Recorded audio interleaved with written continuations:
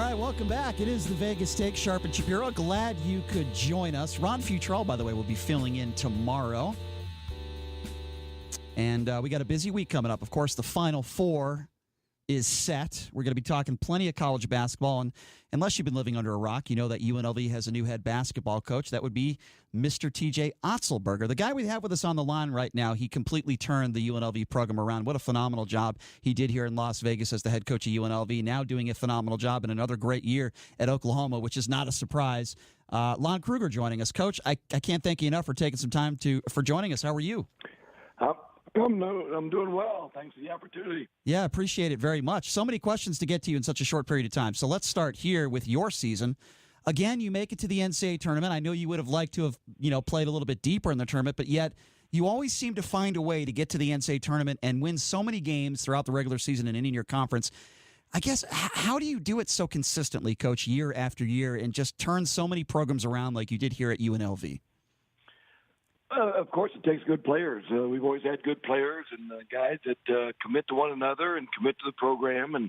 And this year was a little bit up and down throughout, but they kept working at it and kept getting better and then finished on a little bit of an uptick. And it's hard to win games in a tournament, but I was really happy for them to get that first one against Ole Miss and then lost to a very good Virginia team. Yeah, Virginia is fantastic. I mean, when you look at their defense, Coach, Texas Tech and Virginia, to me anyway, some of the and you're such a great defensive-minded coach, so you have to appreciate those two coaches and what they're doing with their ball clubs. Really do. I think they're two of the best defenses in the country, without question. They're a little bit different, but they both leave you feeling the same way. It's hard to get shots, and when you do get shots, the pressure's on you to make those. And obviously, both don't give up very good, very high field goal percentage. They limit possessions, and both have gotten better throughout the year. I certainly want to get to UNLV, but before I do that, just another question in regards to the Final Four. Who do you think is the best team left? And who do you see winning the whole thing? I guess that could be two different teams, but how do you see this Final Four going, Coach? And who do you think wins it all? I think probably more than in most years, you really not got a clear favorite. I think all the teams are playing great. I thought the weekend games last couple of days were phenomenal. The great intensity, great passion, great competitiveness, going down to the last to the wire in the last plays. I think again I'll stick with Texas Tech and Big 12. A little biased there, of course, but played them a couple times this year and know how tough they are. I agree with that Tech statement. The game against Michigan State they have one guy, Cassius Winston, who's a very, very strong point guard, but he's the only guy that can really bring up the ball. I was going to ask you about Michigan State and Tom Izzo. If they win the championship this year, is it Izzo's best coaching job ever? I think based on what Tom said, going into the year and how they ended up, I think it probably surprised Tom as much as anyone else that they came together like they did. Made the plays that they needed to. I thought Winston over the weekend was phenomenal. I thought he was the difference in that Duke ball game.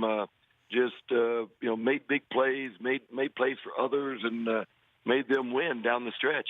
No question. If you're just joining us, Oklahoma head basketball coach Lon Kruger, of course, he did such a fantastic job here taking over the UNLV program and turning it around. Okay, Coach, let's switch a little bit to UNLV, and I know that's not your focus, but during this process, hiring TJ Otzelberger, we interviewed the athletic director, Desiree Reed-Francois, and they told us that they reached out to you. So can you talk to us a little bit about that and share with us whatever you can about when they reached out to you and perhaps maybe some of the advice that you gave them?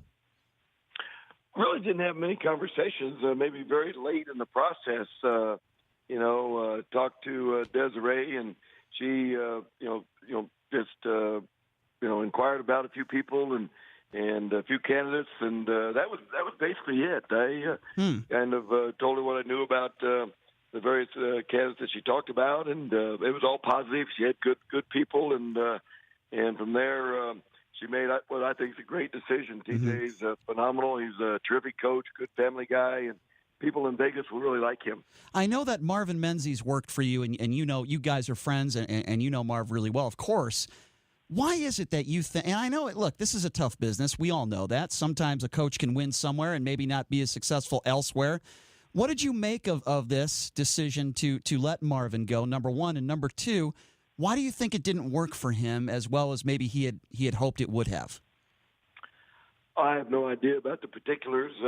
I followed Marvin's clubs and was cheering him on. He's a terrific guy and was hoping to do well. It seemed like there just wasn't much response, from attendance and from the community, and that's sometimes something the coach can't control. But sorry to hear that about Marvin, but still a fan of the Rebels and want to see them do well, and hope TJ is able to step in there and get it going in a big way. I can't recall a coach here in Vegas, besides you, that you did so much reaching out to the community here, and you were loved here, and you still are. You reached out to former UNLV players. You invited them to practices. You wanted them to be a part of it. You did the same thing with Jerry Tarkanian, the late Jerry Tarkanian. You were so great at reaching out to people, Lon, and I talked to so many former players that just respected you and appreciated you for what you did here.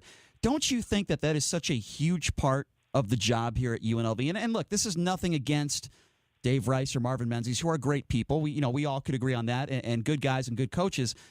But you did such a phenomenal job at that. So if you're talking to TJ right now, is that part of the advice that maybe you would give him? You say, look, you got to reach out. This is what I did, and I reached out to so-and-so. I mean, isn't that a big part of this job? Lon, would you agree with that? I think it's a big part of any job.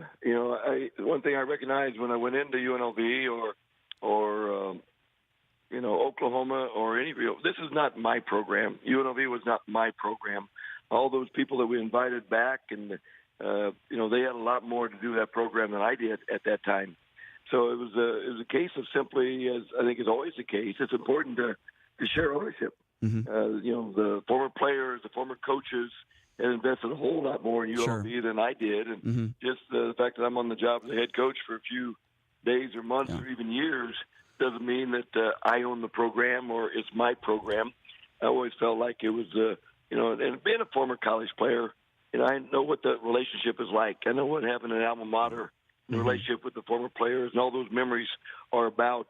And all we did was simply, share the program with all those people that had equal or more ownership to it than I did. And I think there's so many coaches out there that if they had your attitude and they did that, I actually think they would be more successful. I think that's so important, Coach, and you did such a phenomenal job doing that. I want to talk a little bit about coaches versus cancer, too, because you come back to Vegas a lot.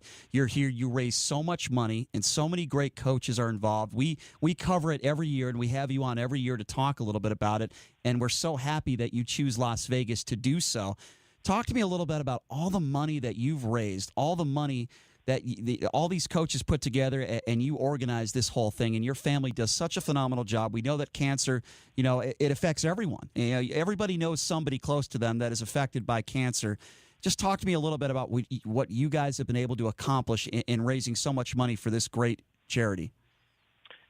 It's a nasty disease, as you say, and everyone's been touched by it, and coaches throughout the country really use our platform, if you will, to encourage others to raise dollars, to go to research, raise awareness as to how nasty the disease is, and MGM Grand, when they came on board, several years ago as a host sponsor for the event, they turned the whole thing around.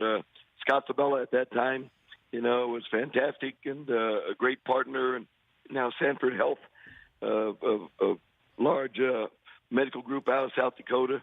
They've come on the last 3 years as a major title sponsor, and it's allowed us really to cut our overhead and raise net over $1.3 million last year, to go to the fight. And it'll be a little larger this year, but again, Shadow Creek, Southern Highlands, a whole lot of people are involved. We've got great partners, and those involved have a passion to find a cure for this disease.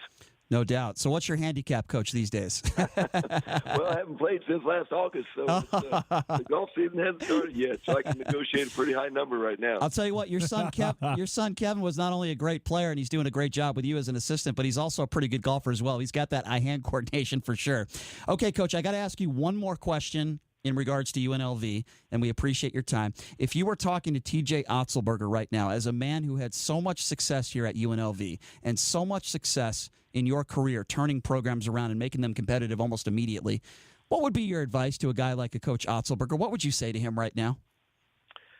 Well, number one, he doesn't need advice from me. He's a sharp guy, and he's a good coach, a really good coach. I've watched his teams play, and they do such a good job spacing the floor and putting people in a position to be effective. He'll do a fantastic job, but really along the lines of what we just talked about. Be a great teammate. To other programs on campus, to the administration, to all those great supporters in Las Vegas. Reach out to them, invite them to be a part of it, share it, have a good time. Don't take yourself too seriously, but yet understand the program's really, really important to a lot of people. And all these are things TJ knows, so he doesn't need any advice from me. He'll do a great job. I also just want to thank you. You were so great with the media when you were here, and I know you still are, opening practices to the media. There's a lot of coaches out there that don't open practices to the media very often, but you were so accessible, and you were so great, Coach, and we miss you here, but we look forward to catching up with you when you got Coaches versus Cancer coming back here. Thank you so much for taking some time to join us, Coach, and appreciate it very much. Thank you. Thank you. Always a pleasure. Appreciate it. Appreciate it. Thanks a lot, Lon. There you go. Lon Kruger, head coach of Oklahoma, legendary coach. It's amazing how many programs that this guy has turned around. It's amazing how polished he is on air. Yeah. So here's something very interesting from that interview, and you can read into it as you want. But when I interviewed Francois, you know what I'm going to say. Yeah, I know. I see you smirking over there. You know what I'm going to say. When I interviewed Desiree Reed-Francois and a few others, the word Lon Kruger was brought up, and they made it seem like he was a huge part of this hire process. And I appreciate Lon being honest. But with that being said, when I asked Lon, about this, he said he didn't have many conversations with them at all. And he also said he was called late in this process, which leads me to believe. And I am going to make an assumption. And I know what they say about assumptions. It makes an ass out of you and me, right? Well, I think I'm right on this one. And you tell me if you think I'm wrong, JD. I think they had already made their decision. They already knew who they were going to hire. And when I say they, I mean Fogler, and I'm not talking about Jared Fogler right now, not the guy from Subway. He's behind bars. I mean Fogler, the guy that they hired. Isn't that his name, by the way, Jared Fogler? Wasn't that the Subway guy who was, the child porn and all that stuff? Yeah, it was Jared Fogler. Fogler, I apologize. I'm talking about the guy that they hired for this search, and Desiree. I think they already knew who they were going to hire, or they knew who they were going to go after. I think they reached out to a guy like Lon Kruger, because perhaps it makes them look a little better. Do you think that's just an opinion? It's just my opinion. I could be wrong. Do you think I'm wrong? I think it's even deeper than that. I think that they had their process. They knew their process was not going to be really accepted by us, by the UNLV fan base, by most of the media, and they're leveraging this guy's name to appease the fan base and to justify their process, which there really wasn't a process. Mm-hmm. She did interview Musselman, Miller, Larry Eustace, among other names that were interested. Mm-hmm. And now she's saying that, knowing that Lon Kruger is very, very revered and respected in this community, she's throwing his name around to justify her actions. Right. Which to me is pathetic. Yeah. It would have been, now, if Lon would have told us, and I appreciate his honesty, and again, we're making an assumption here, and that's what we do. We assume certain things. Well, clearly Lon was fully aware of what she said. Mm-hmm. And he didn't have to make that statement. Right. He could have said, yeah, she reached out, but he made it clear. He said, no, I didn't tell them a lot. And late in the process, they did reach out. He kind of laughed he a did. little bit. Did you get that? And you have to respect him for doing that. I love Lon Kruger. I love him for a lot of different reasons. Number one, he's a winner. He turns programs around. Tough, solid defense, number one. Number two, he recruits good kids that stick around for 4 years, kids that are really, really good players, but yet they're not top 100 kids, and he gets the maximum of talent he has. But here's the most important thing, and we talked about this in the interview, reaching out to former Rebel players. We had Danny Tarkanian in on Friday, right? And Danny's right. We agree. I don't always agree with his politics, but we agree on this, JD. We agree on this. The bottom line is you need to reach out to former Rebel players. Marvin Menzies did not do that. He wasn't involved with reaching out with former players. And I know what you say, well, Marvin Menzies isn't the coach anymore. Stop talking about it. I'm speaking to TJ Otzelberger right now, and we'll get him on the show this week. TJ has to do that. He has to do it the right way. He has to reach out to former players. Larry Johnson, Greg Anthony, guys like that, Isaiah Ryder. You have to get these guys back involved with the program. I'll tell you what, Otzelberger looks like a very, very tireless recruiter. I mean, he is hitting the recruiting trail very hard already. He's got a couple of guys interested. He's probably going to get a 4-star signed very, very soon. Mm-hmm. You know, one thing about Kruger, he could be a politician. He's a smart guy. He's very well spoken. He said, TJ, when you ask him, well, what would you tell him? He said, well, he's so smart, he doesn't need to know anything. And then he still answered the question, and he still said what he needed to say. I was really impressed with the way that Lon Kruger handled himself in the interview. But he's fantastic. I mean, I've been interviewing him for years, and the guy is just a class act, so on and so forth. Okay, I want to read, since we're on the topic of UNLV hoops, so I get this email today from UNLV basketball, right? We're talking a lot, and this is a press release. We're talking about season ticket renewals and new sales, right? You're trying to get more people in the arena. Now, I said this from day one. All due respect to TJ Otzelberger, I don't think he's going to sell tickets. You know, I get this email that says the program has a renewed enthusiasm and energy as Coach Otzelberger brings up tempo style to Thomas and Mack Center. First of all, as far as renewed enthusiasm and energy, all your players seem to be leaving and transferring. So, I understand, JD, they want to put a positive take on all this. But do you see a renewed enthusiasm and energy with this program? Be honest. Do you? No, but I see serious enthusiasm and desire from Coach TJ Otzelberger. Well, absolutely. I'm not going to deny that, and rightfully so. He should. He just got paid. He just got a 4 times salary bonus. So I would be pretty excited about that too. But there's a reason why I bring this up. Okay. Listen to this promotion that UNLV has right now, and you tell me if you think you're going to see people renewing or new season ticket holders. Here's what they're doing: the first 200 accounts to purchase or renew their tickets will receive a signed mini basketball from Coach Otzelberger. Now, don't get me wrong. Don't get me wrong. I've been dying to get a signed Otzelberger basketball. I've been dying. I got to tell you something. I told you a name, David Jenkins from South Dakota State. Yes. He was just granted his release 1 hour ago. Mm-hmm. So he's coming here. Well, that's probably a good thing. That's a big deal. Let me ask our producer. Can I ask our producer, Johnny, to come on the air with us for a second? If the buttons are working. I don't know if they're working. But the question I want to you don't have any headphones? Oh, you won't. You can't. Okay, no, that's okay. I was going to ask Johnny if he was going to buy new UNLV season tickets if he could get an Otzelberger signed basketball. Now he said no thanks. And don't get me wrong. I mean, you get that thing signed, you put it up on eBay. It might sell enough for what they're selling season tickets for. I don't know. I mean, really, is this the best thing you could come up with? Here's what you should do: sell tickets for $1. Every ticket in the upper bowl sell for $1. Until you prove that you can sell tickets, until you prove that this program can win again. Because the amount of people that have been in the stands the last several years has been pathetic. It's been a joke.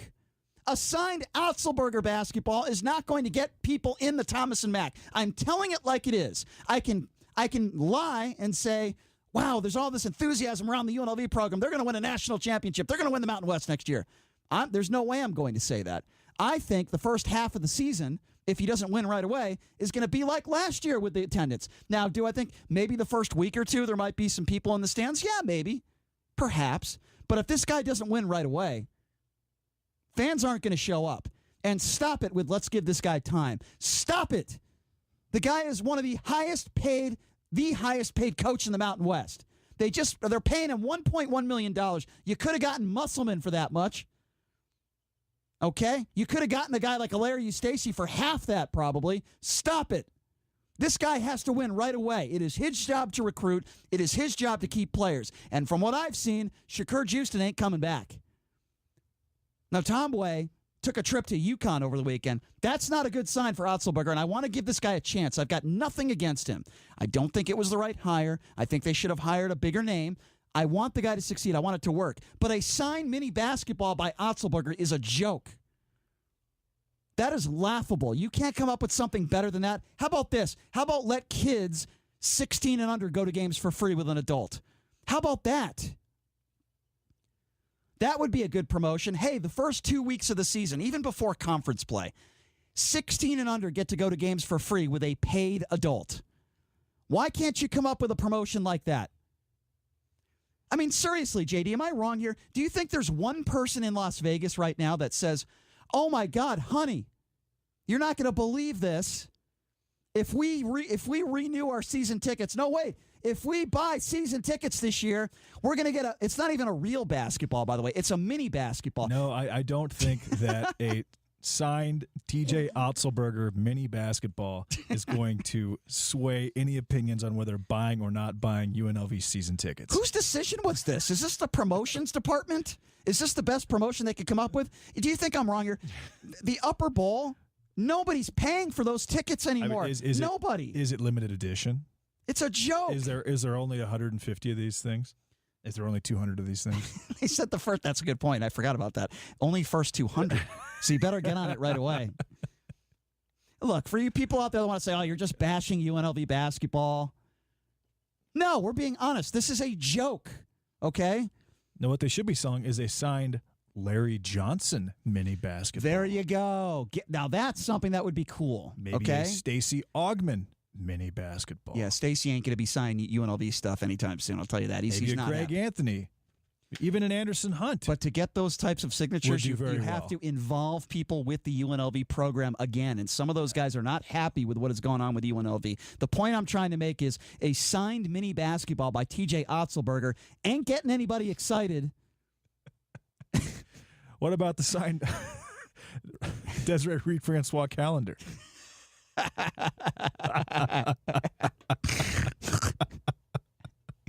That might be one of the funniest things you've ever said on this show, by the way. That's pretty funny. You had me giggling. Signed Desiree Reed Francois calendar along with a mini signed TJ Otzelberger basketball for the first 8,000 fans that renew their season tickets. Good grief, man. What is going on here? What is going on? That is a very, very unimpressive marketing tactic. No, it's not a good idea. And I think that the UNLV department, whoever it is, athletic or marketing or sales, or whatever, they can certainly do better. And if not, we certainly can do better. Talk to us. We'll help you out. I'm going to open up the phone lines for you basketball listeners out there, even if you're a political listener. I want to get your thoughts on this from a promotion standpoint. The fact that there are only 3,000 or 4,000 people going to games, right, for most of the year, this last year, most of the year. What do you think would be a good promotion other than a mini-signed TJ Otzelberger basketball? Do you think there is a better promotion out there that can get people in the seats? And I'm not talking about winning basketball games because we all know that's the best way to get people in the building. I'm not talking about getting a Rick Pitino or somebody like that. We all know the obvious answers. You know what actually might have worked? A signed Mike Miller mini basketball. Yeah, I don't think Mike's going to be signing anything for UNLV anytime soon. They wouldn't even give the guy an interview. But I'm going to open up the phone lines on this. What do you think is a good promotion to get people in the Thomas & Mack Center? We already have TJ Otzelberger. Okay, don't know the type of talent that's going to be on the floor next year. But I'm going to open up the phone lines, and I want your opinion. If you're in the UNLV athletic department and you're in the promotions department, give me a good promotion that you think would actually get people excited. I'll open up the phone lines at 257-5396. Again, that number to call, 702-257-5396. What do you think would be a good promotion to get people in Las Vegas a little bit more excited about UNLV basketball? Again, that number to call, 257-5396, and we will take your calls when we come back from this break. Again, that number, 257-5396. We'll take a quick break. Be back right after this. You're listening to the Vegas Take on the all-new 101.5 FM 720 AM KDWN.